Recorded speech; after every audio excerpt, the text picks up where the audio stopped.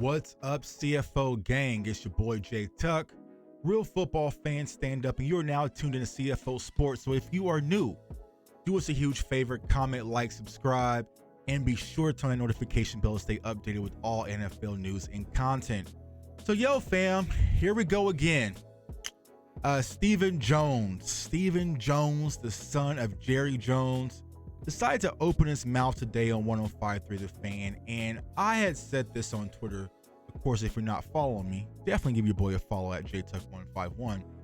I'm fed up. I'm extremely fed up with this team and this front office, and you're starting to see a lot of Cowboys fans share the same exact sentiments, and rightfully so.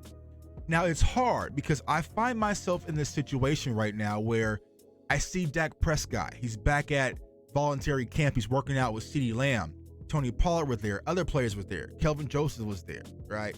And so for the players, I want to get excited for them. That fan in me, that excitement, that fire, that passion for them, I want to get excited for them.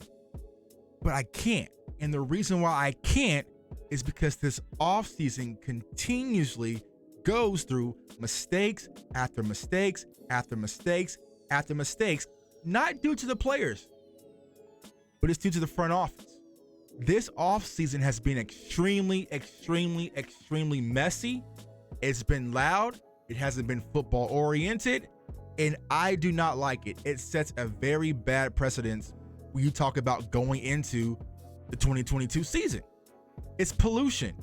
And if you watch me for quite some time, I always say when the Cowboys have their best seasons, it's a quiet offseason. Things tend to quiet. Go back to last year, we had the Dak Prescott situation that was nipped before the draft, and then it was football from there. We didn't have too much chaos and noise and pollution. But right now, when you think about this team, there's a lot of static. Whether it's the negotiations with free agency that's been botched, whether it's moving on from Amari Cooper, moving on from Lyle Collins, not getting the proper value, whether it's a situation when it comes to DeMarcus Lawrence, what happened with Randy Gregory, you had Jerry Jones and his little offspring situation, Charlotte Jones is kind of going through her thing, and then we have this Kelvin Joseph situation, which we'll talk about as well. It's been very loud. And not to mention, or not to forget, the whole dark cloud when it comes to Sean Payton and Mike McCarthy. So Mike McCarthy is going to have to deal with this entire season, looking over his shoulder, having this Sean Payton cloud. And I'll say this. If this team, 2022 season, remotely progresses in the playoffs, let's say they get to an NFC championship, or they win a divisional game, with everything going on, Mike McCarthy has earned his job. And I know they're going to try to sabotage and maybe put the blame on him or put the blame on Dak. But if Mike McCarthy is able to deal with all this chaos in-house, the roster management has been poor. I personally don't trust the draft. There's been a few mocks that come out lately as we're getting close to draft day, y'all, that got me concerned, which we're going to talk about on this channel. But there's been a lot of chaos. And if Mike McCarthy and Dak Prescott is able to overcome that, we have to start taking Mike McCarthy into a different consideration when it comes to him being the future head coach, because I know a lot of people have been skeptical, but he is dealing with a lot right now any NFL coach shouldn't have to deal with. So Stephen Jones was on 105.3 The Fan today, and every time Stephen Jones talks,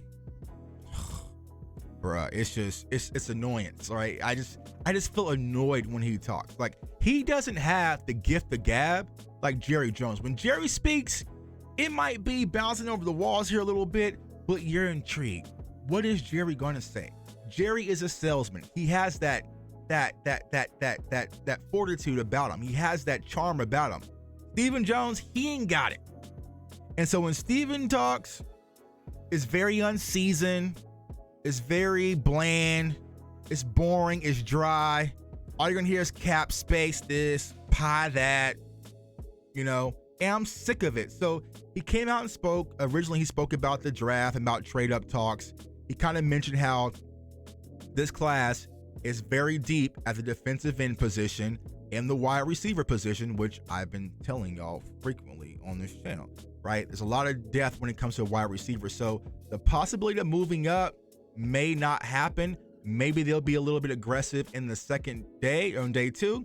I don't think that's going to be the case. They didn't do it last year.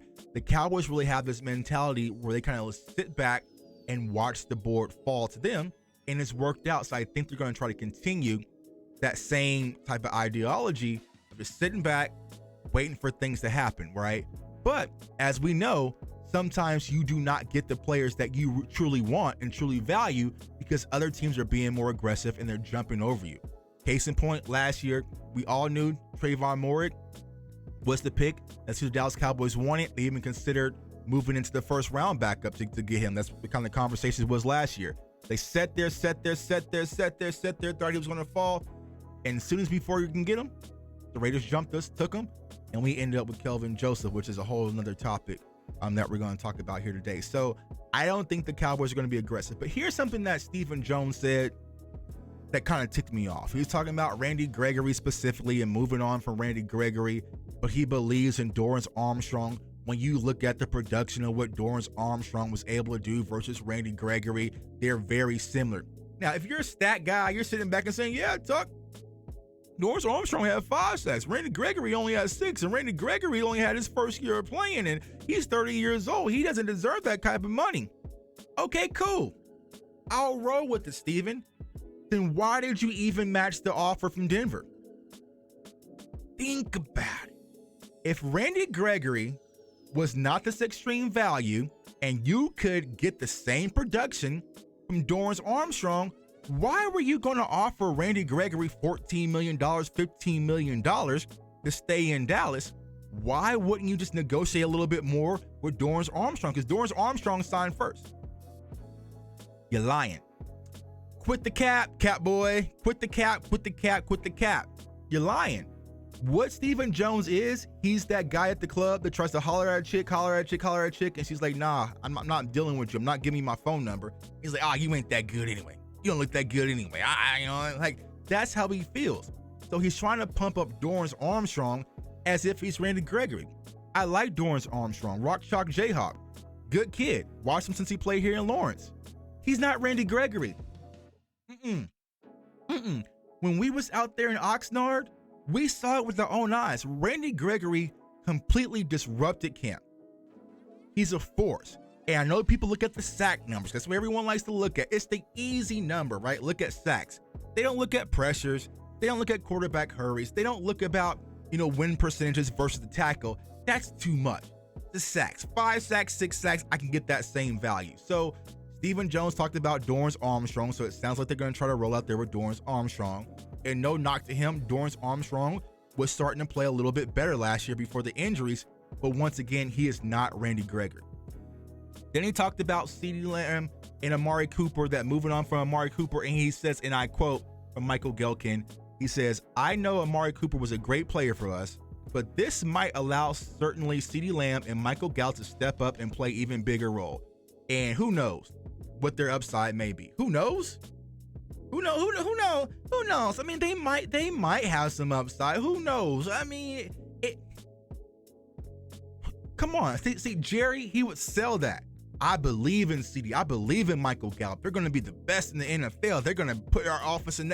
I don't know. They might be all right. Who knows? So Stephen Jones, once again, is just running his mouth, and he is causing more damage to this franchise, y'all, than Jerry Jones. We've been saying this. Look to my guy Nick, Star Gang in the building. Jerry is the mascot. Steven does everything behind the scenes, right? He has his hands on everything. And as for this offseason, he has completely disrupted this franchise. He spoke about not being aggressive in free agency. And he said one of the dumbest football quotes I have ever heard. Now, I know people got mad at Xavier Woods for saying, you can't just go 100% of the time. That's just not possible, right? People got mad at Jalen Smith for saying, if the owner ain't tripping, I ain't tripping. Our GM, right, quote unquote, came out and said Super Bowls are not won in the offseason. He said it out of his own mouth.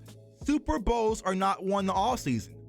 Okay, cool. Well, then if I'm a player, I'm not coming to voluntary camp, right? Because what does it matter? OTAs, I'm going to go half speed because Super Bowls aren't won here. Let's all just reel it in and tank before we get to the season. That's when everything counts. Absolutely not. It is 365 days to build a championship caliber team, but Stephen Jones doesn't understand that. So, of course, we're about to back into the draft with holes to fill. We're going to reach a little bit. They're going to come out and try to sell the fans that these players are going to be the fix-all, the Band-Aids to cure all of our problems. You're going to bring in some third-tier free agency, slap Dak Prescott on top of it and CeeDee Lamb and say, go play. And then me, you, right? We're going to be starred up. We're going to be out there, opening game, we them boys playing, Cowboy Rita's up, spending our hard-earned money while this franchise continues to laugh at us continuously, season after season, and has no sense of urgency of building a championship contender. Zero. We'll be all right, because here's the simple fact. You look at our schedule, even if Dak Prescott has me out there, y'all, we should be able to win a few games. We should be able to at least be competitive with me and Dak Prescott. But that's not the case. That's not what we want. We want a 6 ring. We want a championship. And we're seeing other teams load the deck, like the Rams, like the Chargers, like other teams are really loading the clip to go to win a Super Bowl, not the division, not a few games, and be competitive. The Cowboys aren't doing anything. Last but not least, Kelvin Joseph. I know I've been hard on Kelvin Joseph since the draft, right? I didn't like the pick. Y'all watch the channel. I hated the pick. I absolutely hated the pick, right? But I wanted to give the kid a chance. I wanted to give the kid a chance and give him the opportunity to prove himself. So I got on board. Me and Kelvin Joseph have had our personal issues. We've had back and forth. I don't back down. You don't back down. But we talked it out as men. And I said, you know what, bro?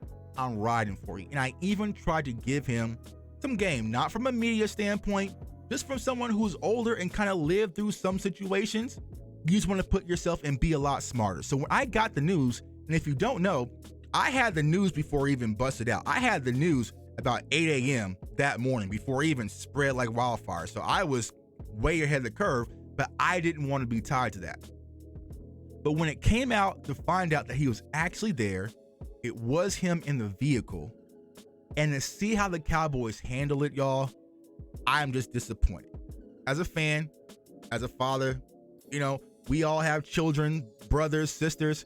Imagine if that was my brother or your family member who got shot out in the street like a dog, left for dead.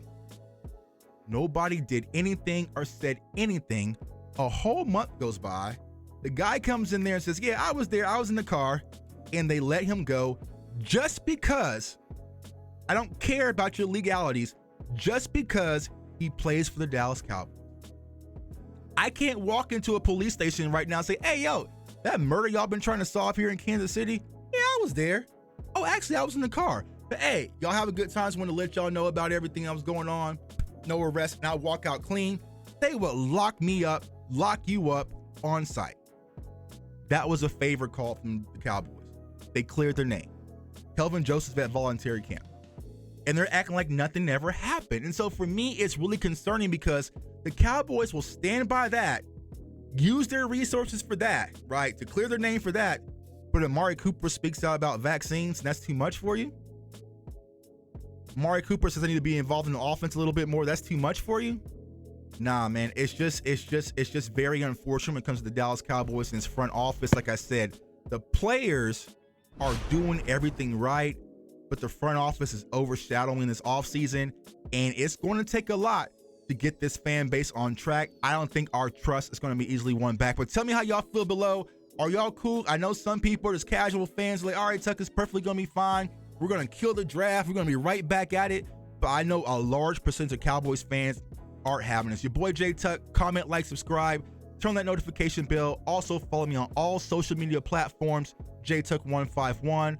Also follow me on The Ship with Darren Smith on 810 Radio every morning here in Kansas City. And I will be live and lit at the NFL draft. So you definitely want to tune in and do not miss out because it's going to be a fun time, man. So I want everyone to stay safe, stay blessed, Stay encouraged. Go Cowboys. Peace.